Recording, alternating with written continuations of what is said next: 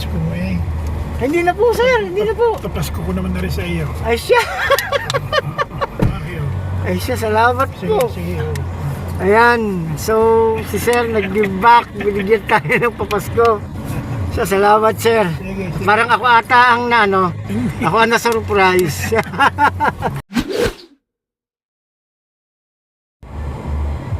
Good morning mga idol, mga ka-brother.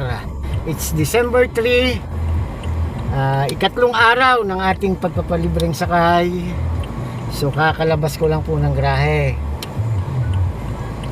Yan, magagasolina muna tayo. At kahapon po, na-upload ko na yung video, yung second day ng pagpapalibreng sakay. At since day off ko nga ako bukas, 2 pasahero yung ating binigyan ng free ride kahapon.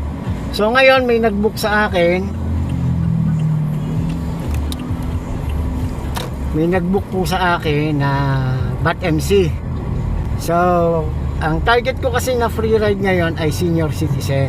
So kapag itong pasaherong ito ay may kasama pong senior citizen, i-free ride po natin sila. So tingnan mo na, abangan natin. Puntahan natin sila sa BAT MC. Gas lang tayo at pupunta na tayo ng Batangas Medical Center para kuhanin yung pasahero.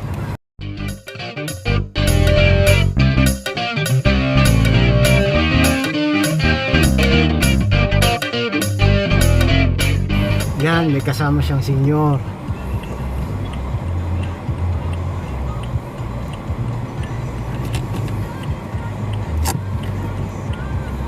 Yan, may kasama siyang senior citizen.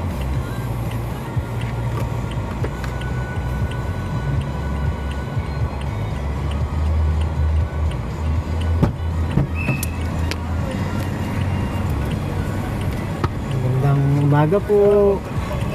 Good morning po. Sige po. Yan. Okay. Sa Buenape po kayo? Oh.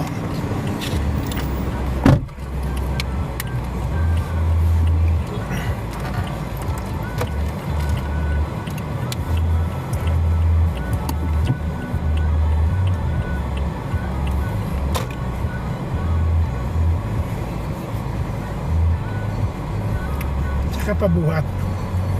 Sa eksakto pong tawag ni ma'am, ako po ay paalis pa lang ng garahe. Ay naggas po muna ako. Saan kang garahe nyo? Sa tapat po ng SM. So may likod po ng yellow cab.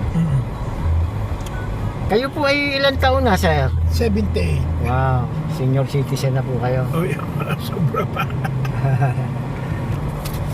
Sir, Merry Christmas. Okay. So, New Year. ma'am, Merry Christmas.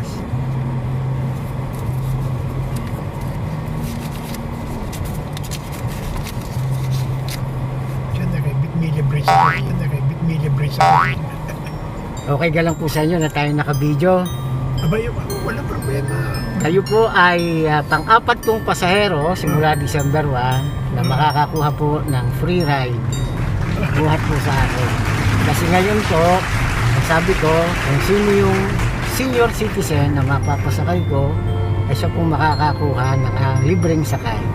So, ihatid ko po kayo sa inyo na wala po kayong babayaran. Ay, baka naman ano sa iyo. Hindi po, hindi po. At kayo po ay paapat ng pasahero simula December 1 po. Yun po ay pinangako ko na ngayong December. Ako po ay bilang pasasalamat ay magbibigay po ako ng free ride sa pasahero. Isang pasahero po kada araw. Taga saan ka ba? Ako po ay taga Concepcion pero dito na po ako nakatira sa Sirang Lupa. Anong apelyido mo? Velasquez po. Velasquez. Hindi ka ba nakakikita eh? Ay, ako naman po hanggang mamaya pang ating gabi babiyahe. Pero dapat magkano sana may bayad? Nasa 200 plus po. Siguro naman bago ka matanggap dito ng driver baka marami ding examine mo. May mga requirements po. May test drive po.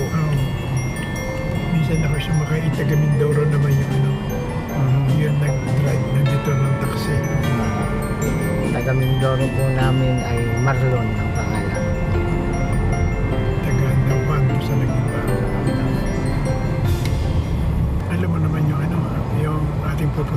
Buena pe pa. Apo, di turo niyo lang po ang bahay niyo kung saan. Bilis po ang mga sasakyan dito eh, kaya delikado. Oo. Ayun, pinibigyan tayo. Salamat po. Diretso lang tayo. Okay po. Dito. Ay, din tayo dyan ha. Yun. Sundan natin yun. Okay. Kanan din tayo. Yan ako nakatira. Ito po. Dito sa magandang bahay. May bahay ng aking anak. Apo. Siya, salamat po sa inyo. Merry Christmas po. Okay po. Yan, si Sir, ang ating pasahero. Hello po. Merry Christmas po. God bless po. Thank you, ma'am. Okay po. Ayun, pala pinapasko mo eh. Hindi na po, sir. Hindi na po. Tapasko ko naman na rin sa iyo. Ay, siya. Ay, siya, salamat po. Ayan. So, si Sir, nag-give back. Binigyan tayo ng papasko. Siya, salamat, Sir. Sige. Parang ako ata ang ako ang na-surprise.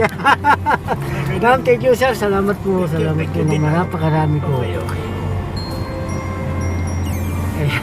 Christmas Day. Sige po. Thank you, ma'am.